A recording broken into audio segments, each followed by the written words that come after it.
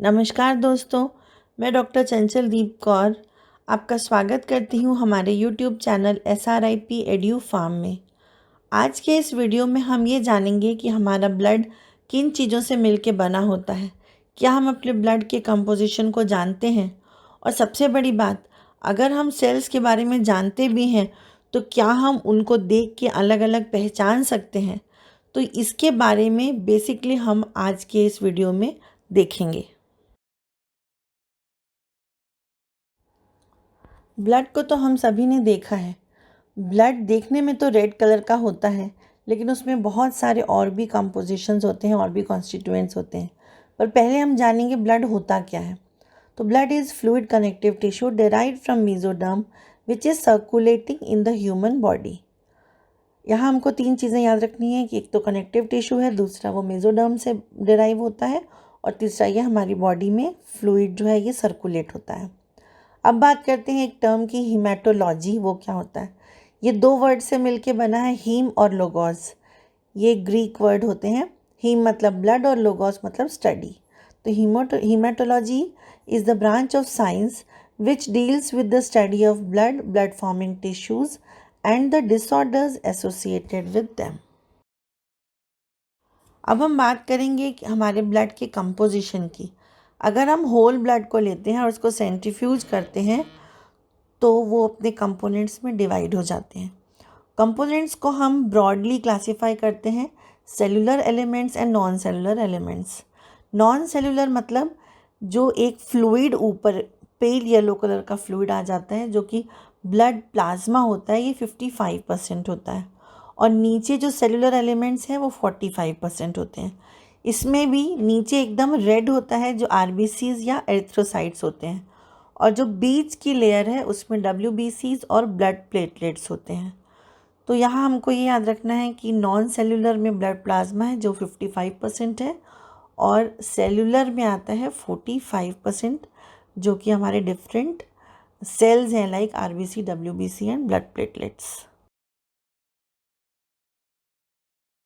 बात करेंगे blood plasma की। जैसे आप यहाँ पर देख सकते हैं कि एक हमने टेस्ट ट्यूब लिया है जिसको कि ब्लड है जिसमें, और इसको जब हम सेंट्रीफ्यूज करते हैं तो ऊपर की जो एक पेल येलो कलर की आप लेयर देख सकते हैं वो ब्लड प्लाज्मा है। इसमें पूरा फ्लूइड हमारा अलग हो जाता है और सेल्स जो हैं वो हैवी होने के कारण नीचे सेटल हो जाते हैं। तो प्लाज्मा क्या होता है? It is pale yellow coloured liquid component of a blood that holds the cellular elements of blood in suspension. इसको अगर आप आगे डिटेल में जब देखेंगे तो इसके अंदर होता है वाटर, एल्बुमिन्स, ग्लोब्युलिन्स, फाइब्रिनोजन, इलेक्ट्रोलाइटिक आयंस, ये सब होते हैं। और इनका फंक्शन क्या होता है? ये ट्रांसपोर्टेशन में मदद करते हैं, ऑस्मोटिक बैलेंस में, डिफेंस में, ब्लड क्लॉटिंग में, पीएच बफरिंग में। तो ये सारे जो ओवरऑल जो फ्लूइड है वो हमारा ब्लड प्लाज्मा है। अब हम वन बाय वन सेल्स को देखेंगे और उसको पहचानने की कोशिश करेंगे। तो यहाँ पर आपको दिख रहे हैं रेड कलर के सेल्स जो RBCs होते हैं, जिनको हम एरिथ्रोसाइट भी बोलते हैं। इसको पहचानेंगे कैसे?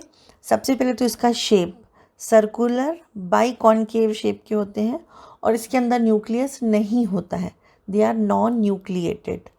और इसके अंदर जो रेड कलर है वो हीमोग्लोबिन पिगमेंट के कारण होता है। ये जो अभी यहाँ पर सेकेंड डायग्राम है, अल्फ़ा बीटा चेन जिसमें दिख रही है, वो हीमोग्लोबिन का डायग्राम है। इसका लाइफ स्पैन होता है 120 डेज। फिर यहाँ पर तीन टर्म्स और आते हैं। The production of RBC is called erythropoiesis. फिर the increase in number of RBCs is called polycythaemia, and third is decrease in number of RBCs is called erythropenia. ये तीनों टर्म्स हमको याद रखनी है, ये हमसे कई बार पूछे जाते हैं। अब हम देखेंगे ल्यूकोसाइट्स को, WBCs को। अगर आपने हमारा इम्यूनिटी वाला वीडियो देखा होगा तो उसमें ये सेल्स जो थे वो आते थे। तो अभी इन सेल्स को हम पहले पहचानने की कोशिश करेंगे। तो जो ल्यूकोसाइट्स हैं वो दो टाइप के होते हैं। एक होते हैं ग्रैन्युलर, मतलब जिसमें ग्रैन्यूल्स होते हैं, और दूसरे होते हैं ए ग्रैन्युलर, जिसमें ग्रैन्यूल्स नहीं होते हैं। ग्रैन्युलर तीन टाइप के होते हैं, न्यूट्रोफिल, बेसोफिल और इओसिनोफिल, या इओसिनोफिल को एसिडोफिल भी बोलते हैं। अब कैसे पहचानेंगे आप? जो न्यूट्रोफिल है उसके अगर अंदर आप न्यूक्लियस देखेंगे तो 3 to 4 लोब्स वाला न्यूक्लियस होता है, और इओसिनोफिल जो है उसमें 2 लोब्स होते हैं। लेकिन जो बेसोफिल है उसका जो न्यूक्लियस है वो इनडिस्टिंक्ट होता है, मतलब अजीब से शेप का होता है, अलग से शेप का होता है, वो एकदम क्लियर नहीं होता है। तो इससे आप पहचान सकते हैं न्यूट्रोफिल, बेसोफिल और इओसिनोफिल को। फिर हम बात करते हैं ए ग्रैन्युलर ल्यूकोसाइट्स की। तो इसमें आप देख सकते हैं जो मोनोसाइट्स हैं उसका न्यूक्लियस जो है वो किडनी शेप्ड होता है। तो आपको जब भी किडनी शेप्ड अगर ऐसा कुछ भी दिखाई दे सेल, तो आपको समझ जाना है ये मोनोसाइट है। और लार्ज राउंड न्यूक्लियस अगर बीच में है तो वो हो जाते हैं लिम्फोसाइट्स। ये दोनों एग्जाम्पल हैं ए ग्रैन्युलर ल्यूकोसाइट्स के। अब हम ओवरऑल बात करें शेप की, तो अमीबॉइड न्यूक्लिएटेड है ये ल्यूकोसाइट। जो आरबीसी था वो नॉन न्यूक्लिएटेड था, लेकिन जो डब्ल्यूबीसी है ये न्यूक्लिएटेड है। कलर की बात करें तो ये कलरलेस और थोड़े धुंधले से होते हैं, जिनको ट्रांसलूसेंट बोलते हैं। और इनका लाइफ स्पैन जो है वो 10 से 13 डेज़ का होता है।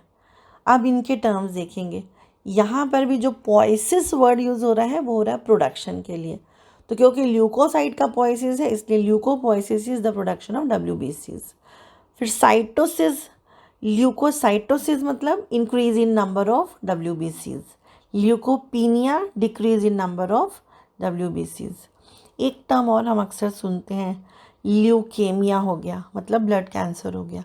तो ब्लड कैंसर में क्या होता है कि जो डब्ल्यूबीसीज हैं वो पैथोलॉजिकली बढ़ जाते हैं, मतलब कुछ डिजीज्ड कंडीशन है जिसमें नंबर ऑफ डब्ल्यूबीसी बहुत हाई हो जाता है, तो हम कहते हैं pathological increase in number of डब्ल्यूबीसीज इज नोन एज ल्यूकेमिया। अब बात करते हैं ब्लड प्लेटलेट्स की। इनको थ्रोम्बोसाइट्स भी कहते हैं। जो प्लेटलेट्स हैं they are the fragments of large cells called megakaryocytes that remain in the bone marrow. इसकी शेप की बात करें तो ये सर्कुलर बाइकॉन्वेक्स है, ये भी नॉन न्यूक्लिएटेड है।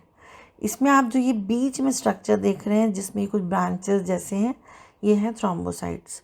लाइफ स्पैन इसका होता है 5 to 9 डेज़ का, और मेन फंक्शन इनका होता है ब्लड क्लॉटिंग।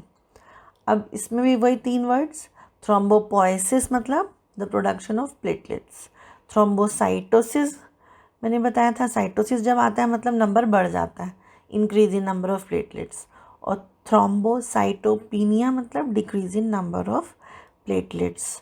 नीचे जो आप डायग्राम देख रहे हैं ये ब्लड क्लॉट कैसे बनता है उसका है, इसके डिटेल में हम नेक्स्ट वीडियो में जाएंगे।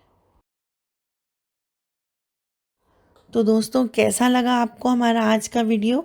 हमने आपको शॉर्ट में ये बताने की कोशिश की कि हमारा ब्लड जो है वो किन चीज़ों से मिलके बना है, और साथ ही साथ इसमें जो उसके कंपोनेंट्स हैं, उसके जो सेल्स हैं, उनको आप कैसे आइडेंटिफाई करेंगे, कैसे पहचानेंगे। Thank you so much for watching this video. Keep liking, sharing and subscribing the channel.